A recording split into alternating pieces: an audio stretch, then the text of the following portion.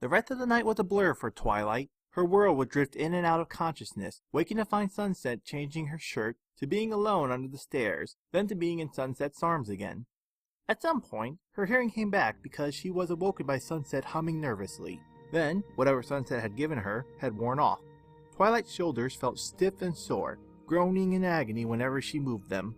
Finally, a few rays of sunlight sank into the basement windows, beaming a few stray rays across the room. Their lair was undisturbed, and Twilight was finally feeling a little more herself. She stretched a little, cracking her neck, with Sunset startled at her movements. "Whoa! Hey, don't do that! You could pull a newly formed fiber.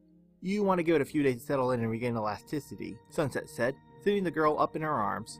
Twilight looked up at her through her fuzzy vision, yawning a bit before flinching at the throat muscles that spammed her movements. "Sore? A little.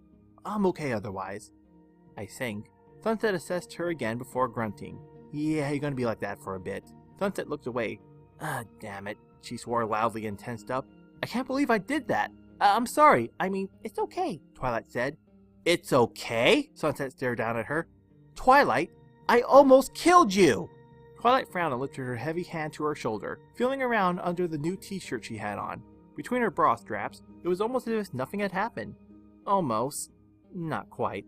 Sunset looked away, a shadow of self-loathing written on her face. Twilight stared at her before blinking. "How did you heal that anyways?"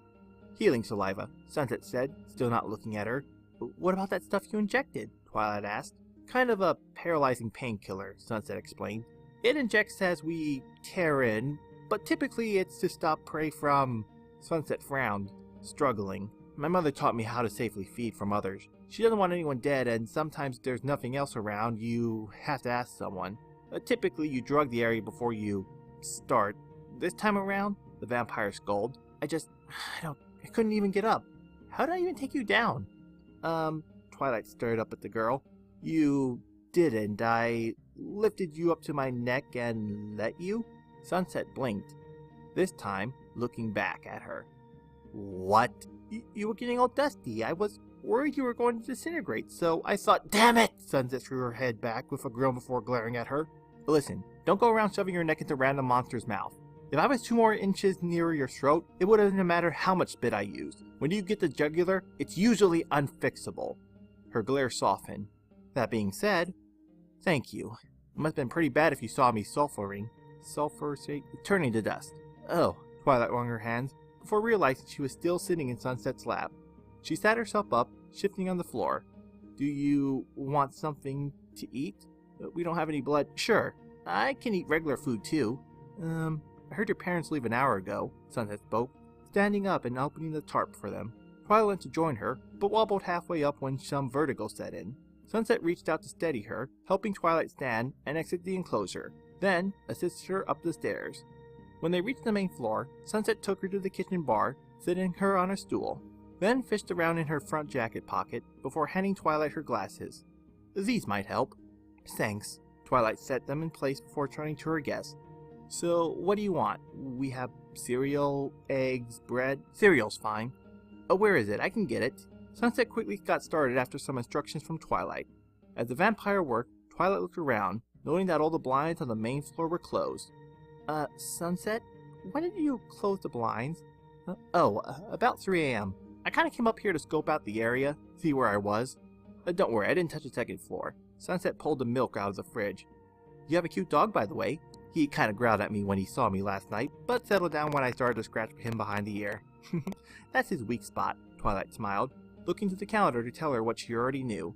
Spike had a vet appointment, and her mom must have already taken him. Sunset set the 2 bowls full of cereal down before them. As they started to dig in, Twilight looked at the vampires beside her. Her wondering eyes ran to Sunset's exposed neck, and the detailed black markings found there. "Like it?" "Relax, it tends to draw attention. It's my Orderus. It represents the end of my old life and the beginning of my new one. You know, as a vampire." Sunset took another bite of her cereal. "Vampires can't have kids themselves, so they have to adopt." "Oh," Twilight put her hand to her neck. "How easy..." Sunset looked at her before snorting. Don't worry. You have to be pretty powerful to change people over. My mother is a god tier, which is pretty powerful. Most vampires need to hire someone her level to do it. I have a long way to go before that's possible for me.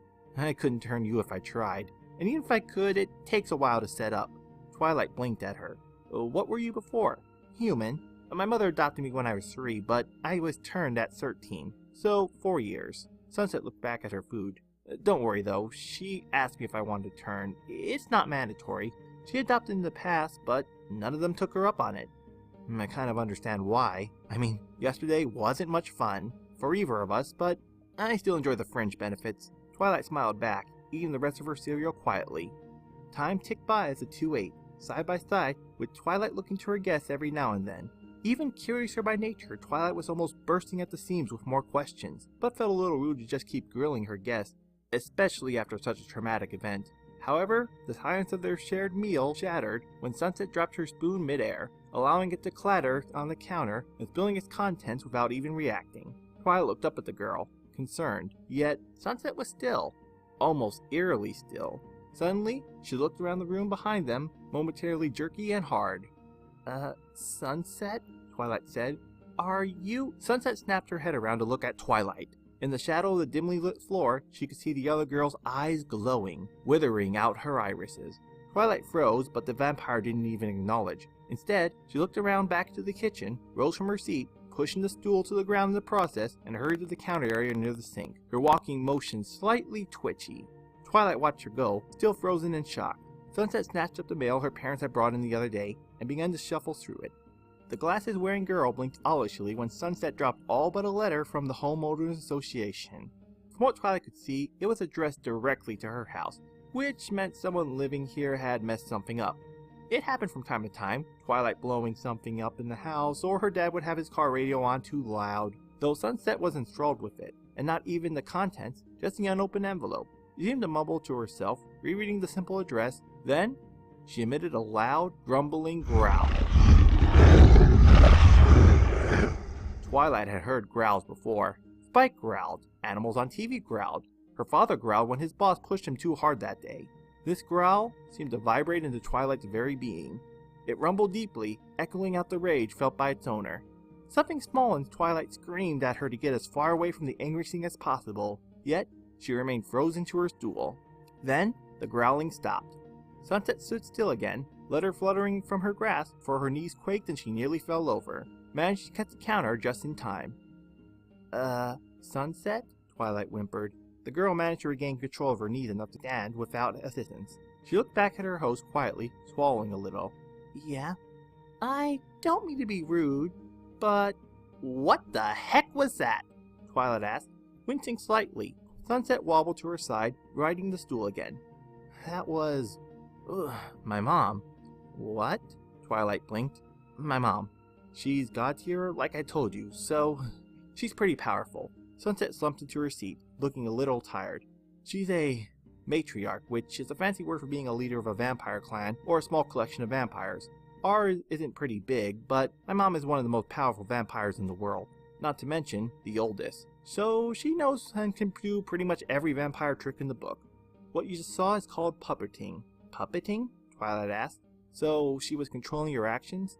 It's more to it than that. Puppeting pretty much hands over all body control. She could see through my eyes, control my body if she wanted, speak through my mouth, Sunset said, rubbing her eyes.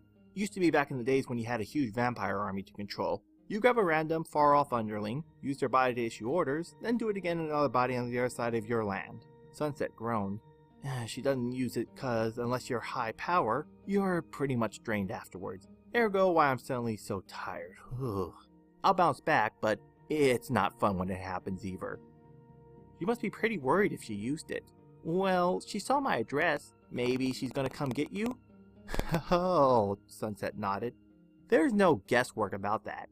She's probably already in the community. She might have been here looking for me since nightfall. She knows you're here. Twilight looked at her. Wait, why are you here? Don't you know this community is... not the nicest to people who are monsters? Sunset snorted. Yeah, I figured that on my own, thanks. Sunset grumbled, looking sour before wincing. Damn it, I'm sorry, Twilight. Yes, I knew about this being a humans-only town before I snuck in. Then why... Sunset sighed. It was stupid. Two of my buddies and I were kinda nestled because we were harassed by some human cops in mid-Canterlot. You know, the intermixing area of the city. I've never been there before, but I've heard of it, Twilight nodded. Well, Sunset continued, we weren't really doing anything wrong, besides maybe loitering, when they came up and started harassing us for no reason. To be fair, the area is usually pretty good, and there are cops of all races. In fact, most human officers before didn't bother us, so I guess it was just these old ones. Anyways, they pretty much left after yelling at us with a bunch of bigot remarks before we got going back on their rounds. We were a little steamed, Sunset grumbled slightly. My one friend, Rainbow Dash especially so. Since she's a bit of a hot-headed daredevil, she actually convinced us to follow the guys. Then, when they were talking outside a cafe, she snuck up behind one and somehow looped a string through his belt without him noticing and tied it to the bike rack. Then, just as amazingly, she snuck away and didn't get caught. How the officers react, Twilight giggled. Well, the bike rack was pretty flimsy, so he just broke it. And knocked over about 20 bikes in the process. I never seen so many people that mad at once. Sunset smiled. However, it dropped when she continued.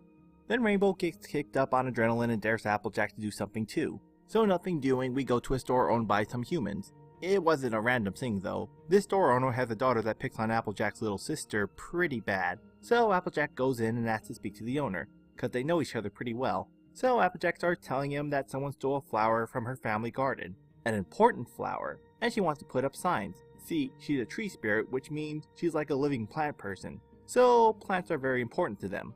Wow, I've heard of those. Isn't it true if you see some kind of hollow in their back, you die? Twilight asked.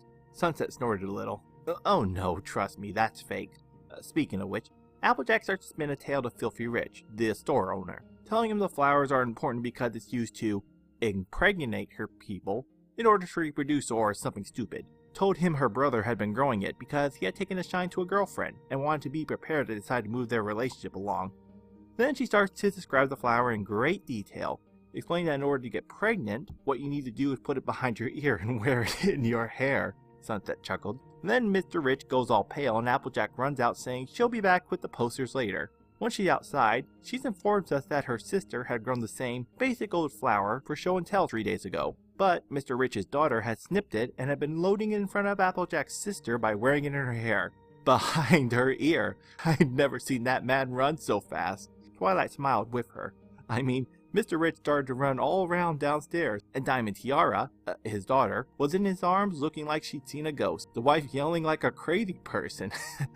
Eventually Applejack decided to let them off the hook, goes back in, and told them that they found the flower, it was under some bush they cut, and that it was all accounted for, so she didn't need to put up those posters. Sunset frowned. It seemed a little mean-spirited, but I guess no one was hurt. Of course, Sunset looked down at her feet. Then Rainbow decided to dare me and, like an idiot, decided to accept. She dared me to sneak in here, go in the middle of town, and steal the flag from the flagpole. I mean, with some basic vampire powers, it was easy at first. I snuck in, slipped around without anyone seeing me, got the flag, stuffed it in my bag, then started to get out. Sunset scowled. I was almost home free, but then, Twilight nudged patiently, then the automatic sprinklers turned on, like on every yard in town. I got splashed and it wafted off most of my sunscreen lotion. That's when I started to burn up. It got pretty bad. People were chasing me and I guess I dropped my bag or it caught fire or something. Then I collapsed on your yard and the next thing I remember is you dragging me into your house.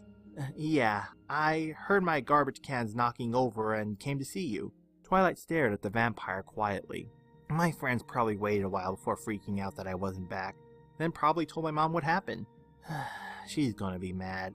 I mean, she warned me not to come here, at least alone. Yeah, Everfree Estates isn't exactly a welcoming community, Twilight said. And not even for humans. The House Owner Association gets mad if you don't cut your grass to the right height. Twilight jumped when Sunset stood suddenly again. Yet, before Twilight could ask, the girl spoke, My mom's nearby. You can tell?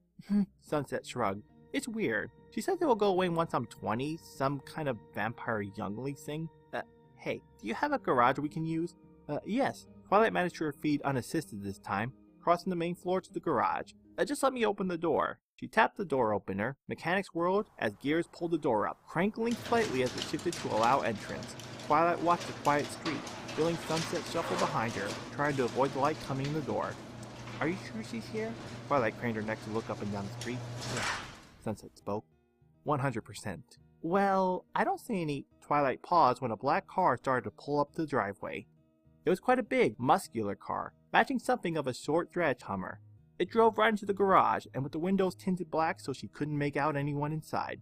The driver's door opened, and an elderly man hopped from the intimidating vehicle, needing to use the running board just to get down. Dressed in a tux, the man quickly made his way to the door, where Twilight stood. "Madam," he spoke, "will you kindly shut the shop entranceway?" Of course, right away." Twilight pushed the button again, unable to take her eyes off of him. Sunset looked over Twilight's shoulder as the door began to shut. "Karan!" "It's good to see you in good health, Miss Sunset," Karan spoke, stepping back down the ground quietly just as the door closed. "If you would come with me, the mistress would like to see you." Sunset slipped past Twilight and swiftly stood beside Karan. The man opened the back door. In an instant, she leapt inside. "Mom!" "Sunset!"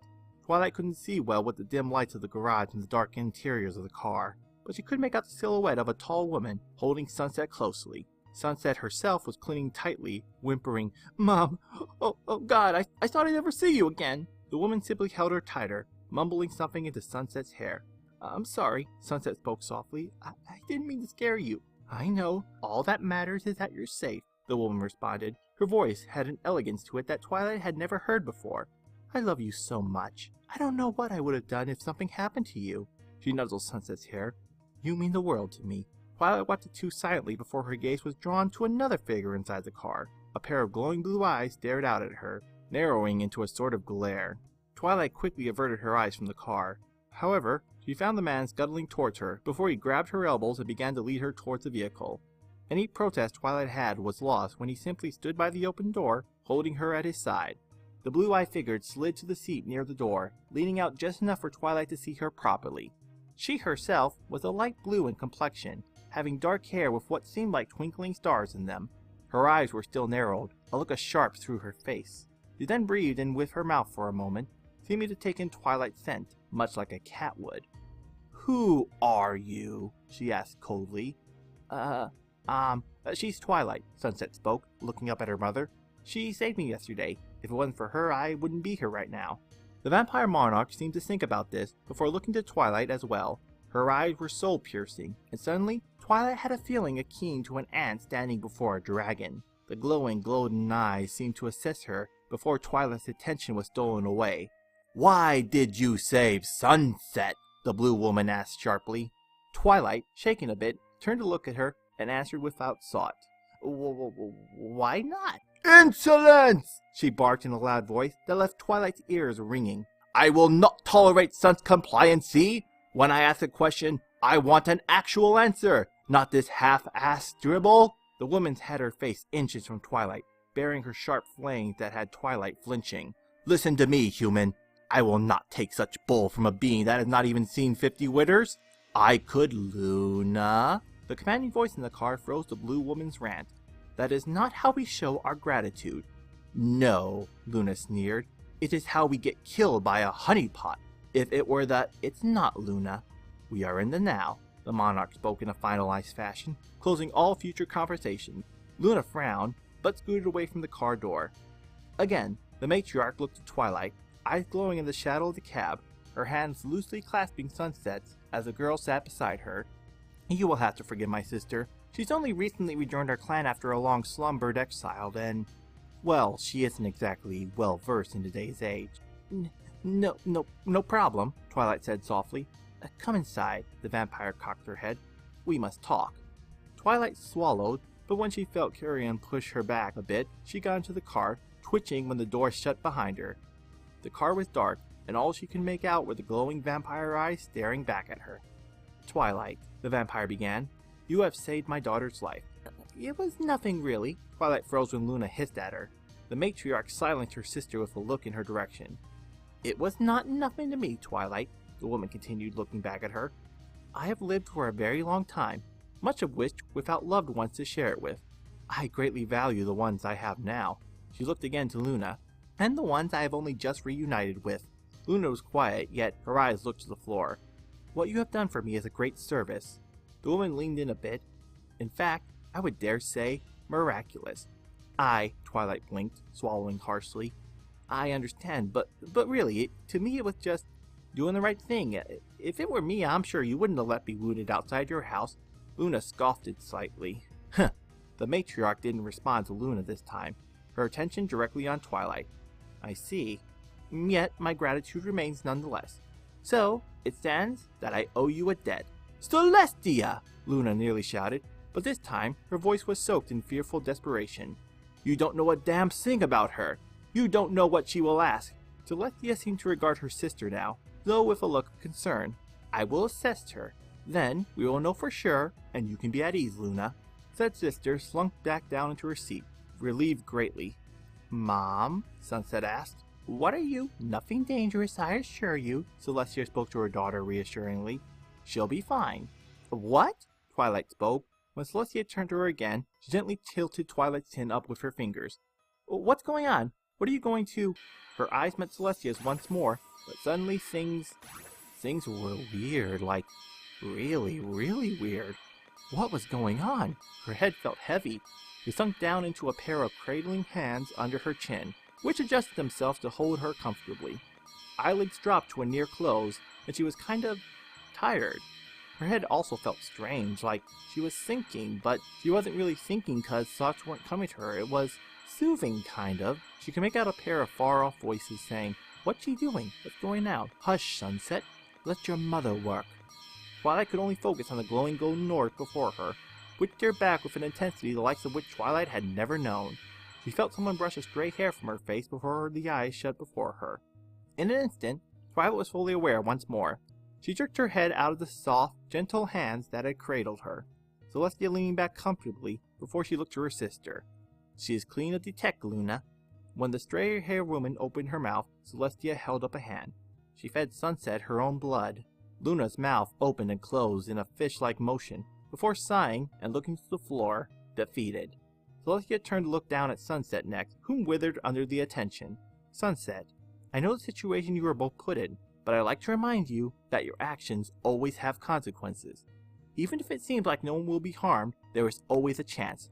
Sunset joined her hand in looking at the car's carpeting pattern. Yes, Mom, I understand. Good. Then you understand why I'm going to double your workload at home? Sunset looked up at her, but quickly withered again. Yes, Mom. Then all is forgiven. At least on my end. Celestia looked at Twilight again, the girl blinking rapidly before swallowing tightly. No, I'm fine with it. I mean, I offered, so... Celestia and Sunset offered a small smile before the matriarch continued. I should let you know, Sunset, that your friends' families have been told about your shenanigans yesterday. They will all be over tonight for dinner, so we can talk together about this. Sunset swallowed tightly this time. Even Granny? Yes, even Miss Granny Smith will be present. I hope you will think of a proper apology? Celestia nodded, watching her daughter fidget. So, we must be getting home. She looked at Twilight again, with a smile, and lifted her hand. It was a pleasure, Twilight. You have my gratitude and thanks. Once again, I owe you a great debt. Twilight blinked before accepting the handshake, freezing when the two hands glowed lightly in the dark cab. She heard Luna huff unhappily on the other side, as the streaks of the light started to fade. Carrion opened the door just as the glow disappeared. Twilight was half tempted to ask about the strange light, but the smile from Celestia put her at ease. Partway from the cab, Twilight stopped and looked back at the mother and daughter, the former having put a comforting arm over her nervous carriage. Sunset? The red hair looked to her, as did everyone else. Yes, Twilight? Twilight winced at the eyes staring at her. However, taking a deep breath, she said, I was just wondering if you wanted to hang out sometime? Not here. I mean, not because I don't want you here. It's just with my neighbors, not that I care what they... That sounds fun, Twilight, Sunset said with a smile. How much is you online, Kay? Yeah, Kay. If her grandma had taught her anything, it was manners. Then again, seeing to whom she was using them for might have made her grandma in the midst of a heart attack. It was very nice to meet you, Twilight said, bowing slightly to the open car door. I hope to see you again. Celestia looked amused, while Sunset was slightly confused. Luna, however, cocked her brow in a mild expression of pleasant surprise. As to you, Celestia nodded, just as Carrion shut the door. The small old man bowed to Twilight before scuttling back into the car, climbing the large gap to his seat. As the car started to pull out, Twilight followed it to the edge of her garage, watching it back out onto the streets and drive away. Soon, it turned a corner and was gone, like it never happened. Twilight moaned softly as she sat down at her computer, Spike hopping into her lap eagerly, scratching him behind the ear as she scrolled down her Tumblr page. After cleaning up the nest under the steps and throwing away her 2 ruined shirts, Twilight could almost have sworn Sunset and her family had been a vivid dream. The aches of her body had faded, and there was still no sign of Sunset online. She had tried to look for Sunset herself, but as far as she was concerned, if Sunset didn't actually want to hang out with her, that was fine. She may have wanted to forget the fiasco altogether, and Twilight couldn't blame her. Almost dying was not fun to remember. There was a knocking up at the top of the stairs, that had Spike barking, and when Twilight swirled around to see, she found her mother looking down at her. "Hey honey, you still down here? What about what we talked about? You know, being more social," Velvet frowned. "I know," Twilight said, softly, shrinking a bit. "Well, I just don't want you to be alone, Twilight. You may not notice it, but the more you distance yourself, the harder it is to reach out. Just try a little more. For me, your mother, who never asks of anything." Twilight snorted as her mother laughed lightly, closing the door as she left. Spinning back around in her chair, Twilight sighed. She couldn't really think of any girls at school that would hang out with her. She was a big nerd on campus. Also, most of them avoided her like poison, which she was to their social standings. Reaching the end of anything new on her feed, Twilight switched over to Facebook.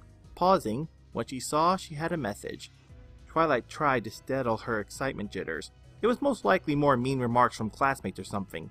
Opening the chat, Twilight blinked. Sent from Sunset, 1:30 p.m. "Hey Twilight, sorry it took so long for me to message you. I was busy with all my new chores and I lost my phone, so yeah, there's that. I'm going to be in Mid-Canterlot next Saturday with a few friends for a movie. You want to join us?"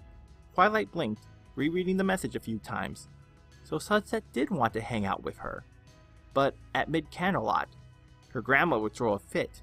It wouldn't be easy to get to. Quickly typing a response, she sent it off, jumping when her father yelled from upstairs, "Twilight, dinner! Steaks are way better this time!" Giggling, the girl turned and hurried upstairs, Spike barking behind her, and racing up, leaving her computer behind. Sent from Twilight Sparkle, 6 p.m. I'd love to.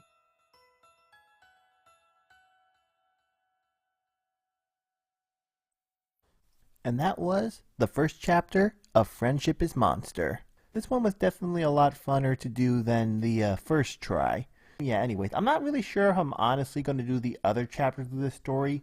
If I get a lot of responses, like maybe get a bunch of people saying they want me to do more, maybe I will. I'm not sure, but either way, I hope this first one was worth your time, and have a good night, everyone.